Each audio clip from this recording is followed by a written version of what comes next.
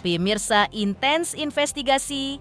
Surprise presenter kondang Ruben Onsu kembali terseret dalam pusaran isu miring. Ya, jagat hiburan tanah air mendadak gempar ketika mantan istri Bensu, Sarwenda, secara blak-blakan mengungkap pengakuan mengejutkan.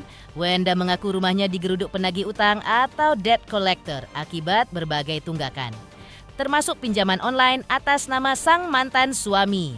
Gerah dengan tudingan yang menyudutkan martabat dan kredibilitas finansialnya, Ruben Onsu pun habis kesabaran. Lewat kuasa hukumnya, ayah 3 anak ini akhirnya resmi melayangkan tantangan terbuka kepada Wenda. Lantas, seperti apa bantahan Ruben terkait dirinya yang dituding terlibat pinjaman online?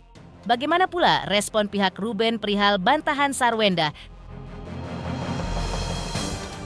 Dan seperti apa pula tangis Sarwenda di depan Denny Sumargo?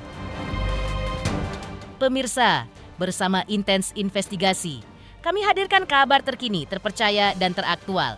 Tetapi sebelumnya, jangan lupa untuk like, subscribe, dan juga share channel YouTube ini.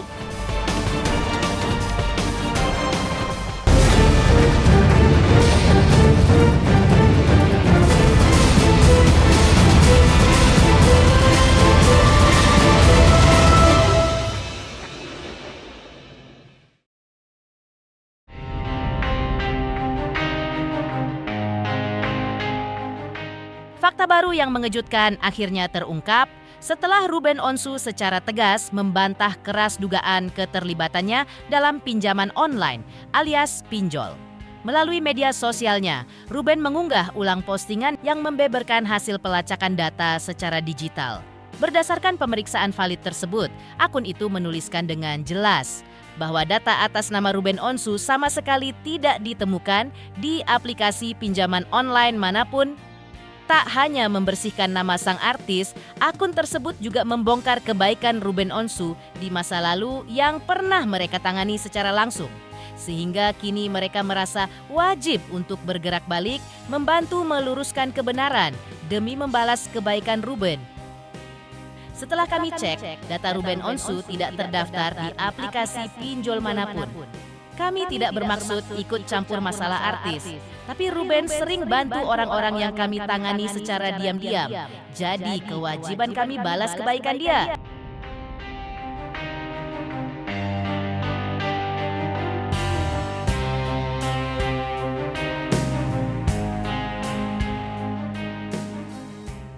Tidak sampai di situ saja, Ruben juga meluapkan sindiran menohok melalui tulisan di media sosialnya. Dalam unggahan tersebut, ia menyematkan sebuah caption ingkat, namun penuh tanya yang berbunyi, "Nah, setelah ini apa lagi?" Seolah ingin menunjukkan sikap pasrah, sekaligus tegar menghadapi rentetan tudingan.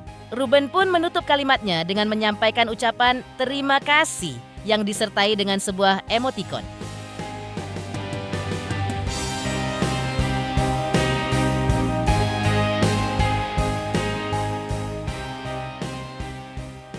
Ketegasan pihak Ruben Onsu diperkuat melalui sebuah rekaman video yang beredar luas di jagat maya.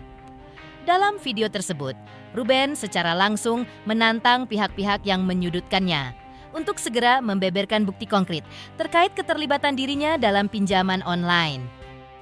Dengan lugas, ayah 3 anak ini menegaskan bahwa segala tudingan miring yang dilemparkan kepadanya semua bohong jika tidak disertai dengan bukti hukum yang valid. Sama Syakia benar fokus jualan aja. Iya dong. Komentar apa tuh Kak Tia? Suruh buktikan aja, dia ngomongin pinjol ini buktikan aja. Ngoceh tanpa bukti, bohong. Sebelumnya, Minola Sebayang juga telah mematahkan tudingan miring mengenai keterlibatan Ruben Onsu dalam aktivitas pinjaman online atau pinjol. Minola menegaskan bahwa secara finansial, Ruben memiliki kapabilitas yang sangat memadai untuk melakukan pinjaman resmi melalui jalur perbankan jika memang membutuhkan dana, sehingga tuduhan pinjol dirasa sangat tidak masuk akal. Lebih lanjut, Ia juga mempertanyakan motif di balik kemunculan isu ini yang baru mencuat ke publik setelah Ruben dan Sarwenda resmi berpisah. Minola menilai tuduhan tersebut syarat kejanggalan karena sangat tidak mungkin bagi Ruben menggunakan atau memberikan alamat lama dalam transaksi keuangan apapun di saat hubungannya dengan Wenda telah berakhir. Buktikan aja kalau memang Ruben ada pinjol. Ya, karena sudah ada tuh orang-orang juga yang cerdas, yang paham mekanisme bahwa kalau pinjol, ya OJK itu sudah ada aturan kan, tidak boleh menagih ke rumah kalau memang menagih DC itu di atas jam 10, dia di jam kerja itu jam 10. Jadi perlu dipertanyakan itu. Ya, tapi yang pasti ngapain Ruben pinjol kalau dia bisa pinjam ke bank gitu loh. Ya, jadi itu yang perlu kami sampaikan gitu loh. Dan kalau memang misalnya dia yang pinjolnya Ruben misalnya datang ke rumahnya dia, kan berarti kan pinjolnya kan sekarang nih. Kan kemarin nggak ada pinjol, ya berarti sekarang nih pinjolnya setelah berpisah. Kan nggak mungkin juga Ruben memberikan alamat rumah Cilanda. Menepikan bantahan Ruben terkait dirinya yang dituding terlibat pinjaman online. Lantas, bagaimana pula respon pihak Ruben perihal bantahan Sarwenda tidak pernah melontarkan kata cong?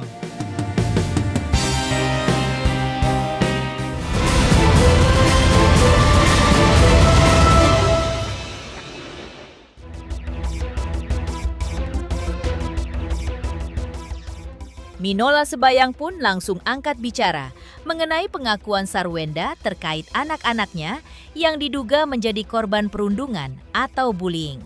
Kuasa hukum Ruben Onsu ini menilai ada kejanggalan dalam momentum kemunculan isu tersebut. Menurut Minola, jika dugaan perundungan itu memang benar-benar terjadi, seharusnya pihak Sarwenda sudah menyuarakannya sejak awal, tepatnya saat mereka pertama kali menggelar konferensi pers untuk mengklaim bahwa Ruben tidak pernah memberikan nafkah. Ya saya kan nggak tahu juga apakah dibully apa tidak. Karena kalau memang misalnya anak-anaknya dibully kan harusnya dibully dari sejak mulai terjadi adanya preskon pertama dari mereka itu yang mengatakan bahwa Ruben sudah tidak memberikan uang nafkah. Kan begitu, kami kan nggak ngomong apa-apa. Kan begitu kira-kira intinya. Termasuk ya mungkin juga dibully karena ada ucapan-ucapan yang melecehkan ayahnya. Kan kita nggak tahu kenapa kok sepertinya hanya kami saja ini yang jadi sorotan anak-anak. Berarti anak-anaknya hanya lihat kita nih, nggak lihat yang lainnya. Kan ini juga menjadi satu kekhawatiran yang seperti yang dikatakan oleh Ruben. Berikan anak-anak itu bersama dengan dia secara bebas tanpa pengawasan. Termasuk ibunya juga nggak perlu ikut campur. Kan dia ayahnya gitu loh. Tapi mungkin ada kekhawatiran, mungkin ada kekhawatiran anak-anak ini kalau misalnya tanpa ada orang lain, ibunya yang mengawasi, mungkin keceplosan ngomong, kan begitu. Mungkin ini yang mungkin dijaga, yang ditakutkan. Lebih lanjut, Minola Sebayang juga memberikan tanggapan menohok mengenai bantahan Sarwenda terkait penggunaan kata-kata tidak pantas. Menanggapi bantahan mantan istri kliennya itu yang mengaku tidak pernah melontarkan sebutan kasar kepada Ruben, Minola menanggapi hal tersebut secara santai. Ia menilai bahwa dalam realitas kehidupan, seseorang memang cenderung lebih mudah melupakan apa yang telah diucapkannya ketimbang pihak yang mendengarkan. Karenanya, bagi pihak Ruben, bantahan tersebut sama sekali bukan menjadi persoalan besar. Dia boleh sih, ya dia boleh sih ngomong nggak pernah bilang. Ya kan saya sudah bilang kalau di ruangan terbuka aja berani, apalagi di ruangan tertutup, tiba-tiba Ruben keluar memang dia anak sering. Dia boleh bantah, nggak jadi persoalan. Karena memang kadang-kadang dalam hidup ini orang yang mengucapkan itu lebih cepat lupa daripada orang yang mendengarkan. Beralih dari respon pihak Ruben, perihal bantahan Sarwenda tidak pernah melontarkan kata cong. Lalu seperti apa pula tangis Sarwenda di depan Denny Sumargo?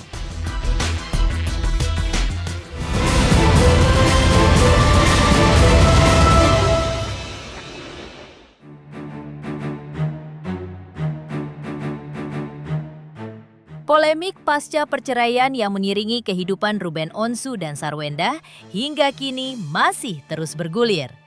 Bahkan Sarwenda sempat berbagi cerita saat hadir dalam podcast Denny Sumargo. Dalam kesempatan itu, sambil berurai air mata, Wenda menyampaikan permohonan maaf kepada masyarakat karena merasa telah memberikan contoh yang kurang baik.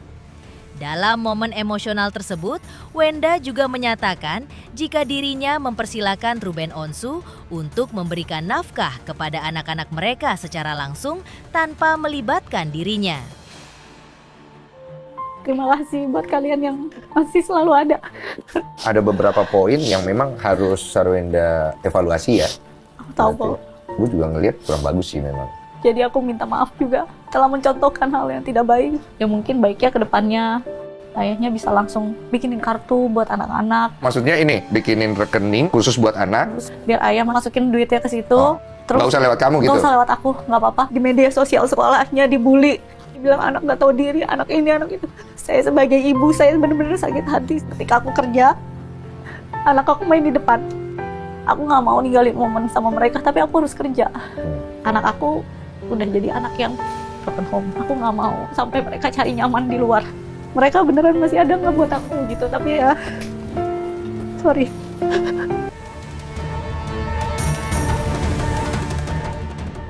Pemirsa, Intens Investigasi. Jangan lupa saksikan terus Intens Investigasi dan pastikan jangan lupa untuk like, subscribe, share, dan juga komen. Tim redaksi Intens Investigasi juga mengucapkan banyak terima kasih kepada semua subscribers hingga kanal Intens Investigasi kini sudah jelang 4 juta subscribers.